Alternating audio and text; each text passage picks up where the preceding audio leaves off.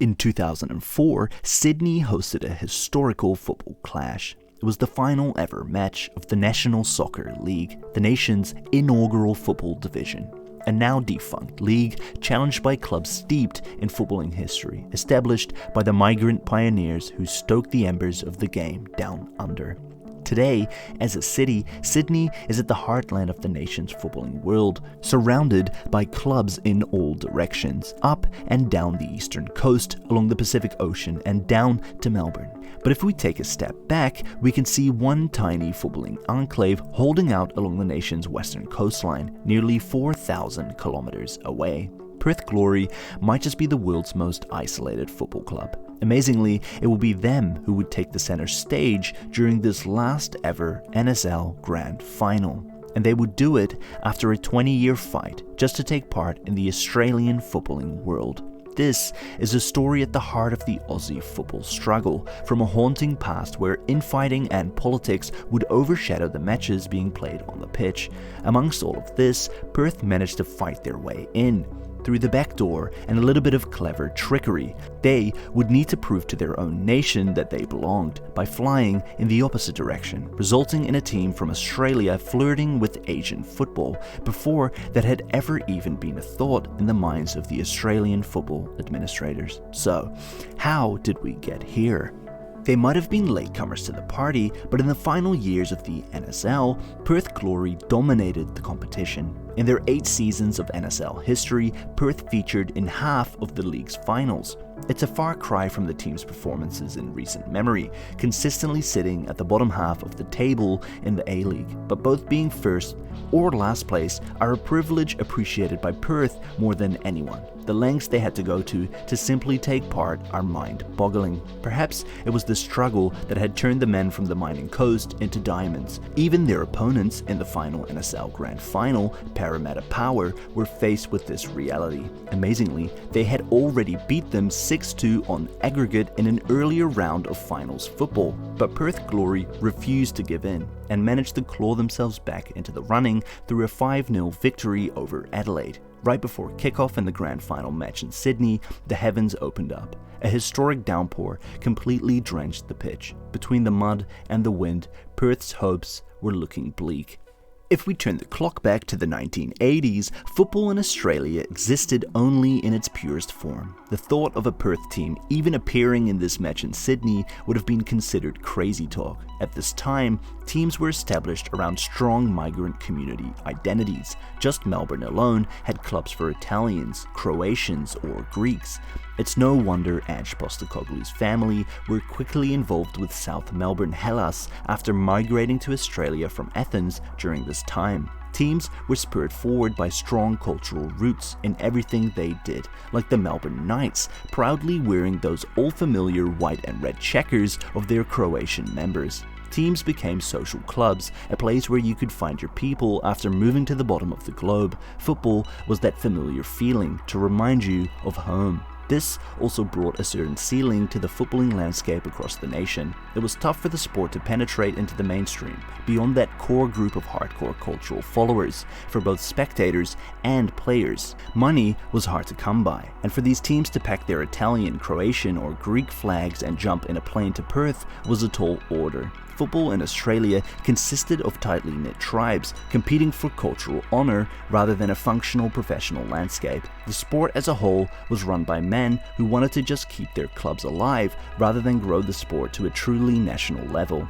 As the sport's potential continued to knock at the door of the Aussie sporting world, growing year by year, the fact remained: Perth, as one of Australia's largest population centres, wanted to take part. Their cries to be accepted into the league continuously landed on deaf ears. The entire Italian community in Perth came together and merged their teams into Perth Italia in 1987 as a bid. But the chasm between the East and the West was simply too big. The Australian Soccer Federation didn't want to risk the financial health of their beloved teams needing to pay to fly to the other side of the nation.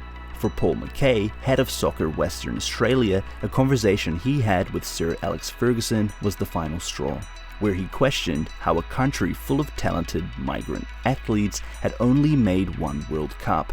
He knew more needed to be done, and Mackay knew the answer was a fully fledged professional division. The football needed to roll from east coast to west. It needed to span the entire nation. He hatched a plan with Darwin, Football Australia's other ugly duckling, which was about to shake the foundations of the sport. In 1994, 29 players were recruited, all of them from local clubs around the city. And so, the Perth Kangaroos were born. A more Australian name has never existed, but the team would play in the Singaporean League.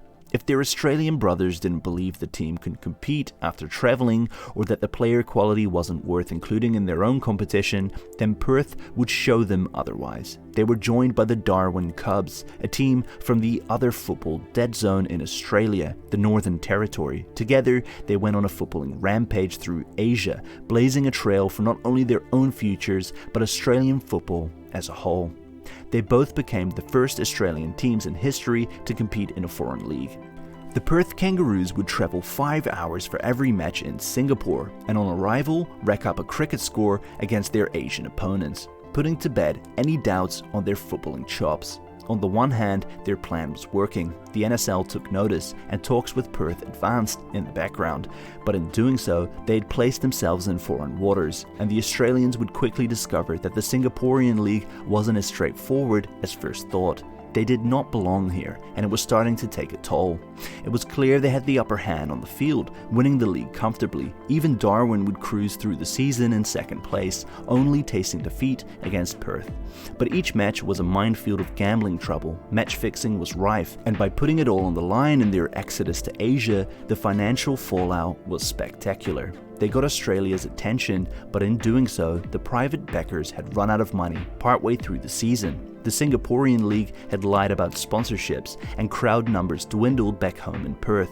They would exit the league after just one season. In a strange way, Perth's journey foreshadows the Australian footballing story as a whole.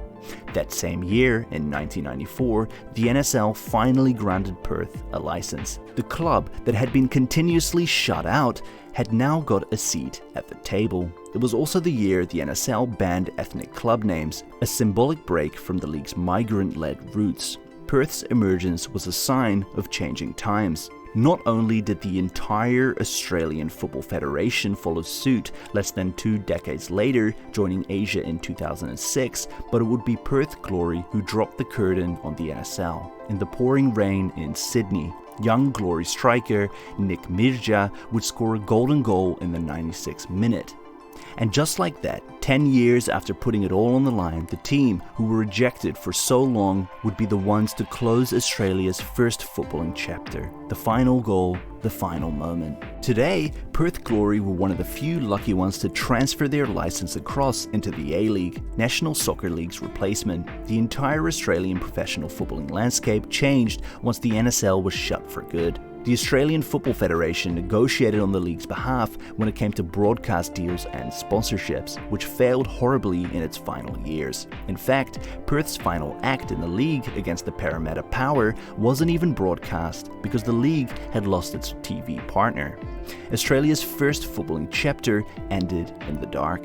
The A-League was born out of the club seeking more autonomy. They wanted to be the ones to call the shots. Teams like Perth, who had to fight to take part, didn't want to be reliant on a federation which was often in turmoil and refused to expand a league to protect their own interests from having to travel. The truth is that Australia is massive, and even with a well-run football division, vast areas of the country are left bare.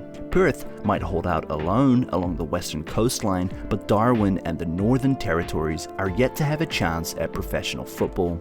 The Australian football landscape will forever need to wrestle with its immense size, but Perth is an example of where there is a will, there's a way. It's a unique Aussie football struggle, but it's what brought them across the line in the final years of the NSL, and what continues to drive them forward in the A-League era. I hope you enjoyed this video. If you did, don't forget to give it a like, and subscribe to my channel for more videos like this. Let me know what you think of Perth's football journey in the comments below.